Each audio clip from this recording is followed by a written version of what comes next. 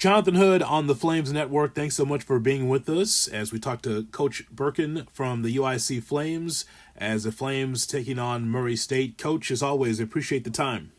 Hoodie, thanks for having me. Excited to talk about conference play.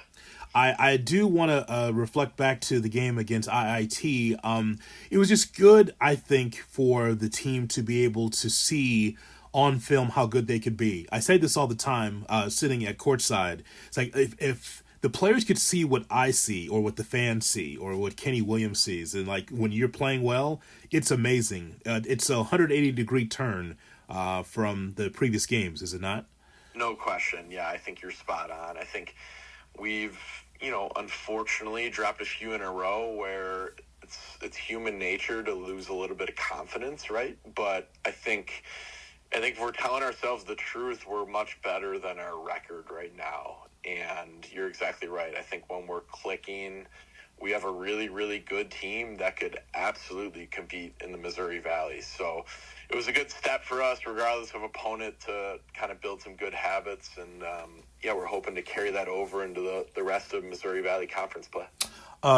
Coach Isan and you and the other coaches were telling me before the season that the dynamic offensively would be different because, in this era, a lot of rosters are different. And I felt like in the last game that the Flames hit on something, and that is getting to the foul line. Because if the shooting profile is not how you want it or how Rob wants it, if nothing else, you are dictating the pace and getting to the foul line.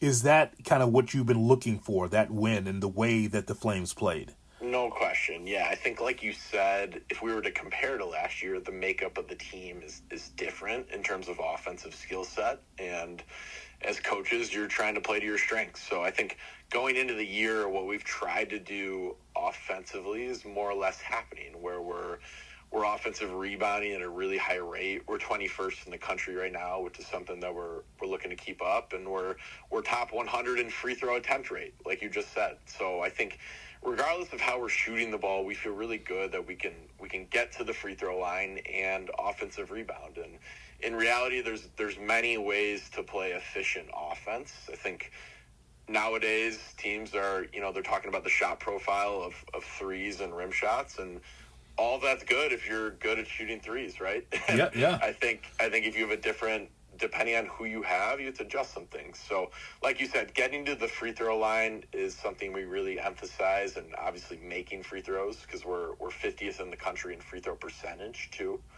And offensive rebounding. I think both those things are something we can keep up regardless of the opponent. We understand the physical nature now that you're really going to start revving up into Missouri Valley Conference play. I just want to, before we get to guards, I'd like to talk about the bigs on the team, Coach. So how imperative is it for Jace Nathaniel or for Momo or Bellion to be able to get inside, again, the second chance points and this getting to the foul line? The importance of them, how important are they to what you're trying to do? It's a great point. In simplest terms, the taller the person is, the better they're going to shoot from two, right? So Thank you, Coach. If we can get our big bodies close to the rim for higher percentage twos, that's a goal for us. So I think Jace and Makai and Ab and Ante, we're trying to get them as many close twos as possible. And even if they don't score, they're really good at drawing attention, and especially Makai Lowry, kicking the ball out and finding shooting on the perimeter. So, yeah, you're exactly right. I think we are definitely trying to get our bigger guys close twos, and we feel like that's a really big key to our offense. Yeah. There's nothing like having a player on the roster that's unconscious that says, "Oh, if I have the basketball, I'm going to shoot it." I've seen Josiah Hammonds. Let me just tell you, if there is a dictionary definition of a Chicago player, there is Hammonds, who you can fearless. He is fearless, man, and we need it. He knows his role on our team, and we know his role, and it's no secret when he gets in the game, we're trying to hunt 3-point shots for him. And, I think this year, in terms of his role, it's been different than years past, because he's been a surefire starter at previous schools, and I think getting him in rhythm has been a huge key for us, especially recently. Like, obviously, he changed the game at Belmont for us. And it was a large part. I think he was just more in rhythm. So, yeah, JoJo's confidence is totally unmatched when it comes to shooting the ball. I could see that shot in playgrounds around Chicago, Outside with the wind in his face and still being able to knock down threes. That's who he is. Unaffected. So, I mean, that's he's tremendous. I do also want to ask you about the freshmen really stand out to me watching Rashawn Washington and Andy Johnson. What about their development on this team? Yeah, I think the thing that stands out about Andy and Rashawn is like they are probably the most coachable freshmen that I've been around. Mm-hmm. And because of their character, their personality, their mentality, like the floor for them is so high. Like they're like, because of the way they just approach day to day, they're everyday guys. They show up and put in work. Like they raise the floor so much for themselves.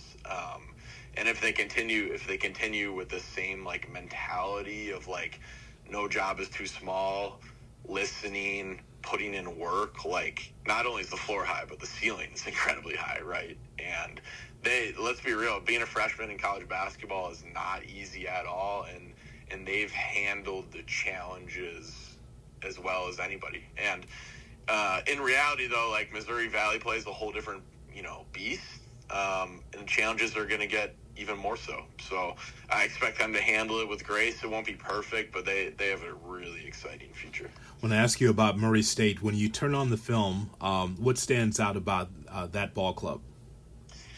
Murray State is arguably the most talented team in the conference. A handful of high major transfers that played at the high major level, right? Mm-hmm.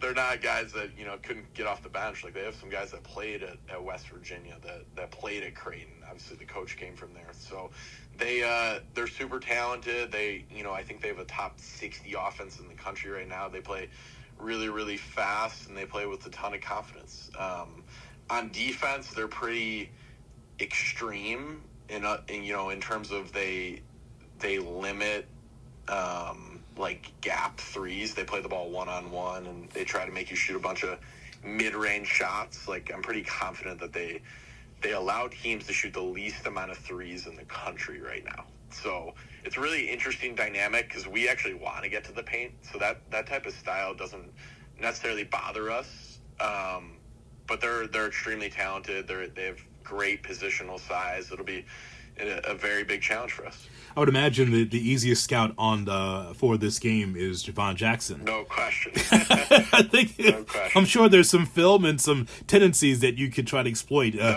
question. Yeah, Javon's having a great year. I think he's their leading scorer, around 16 a game right now. And yeah, he's good, man. We know Javon. Javon can get hot really, really quick.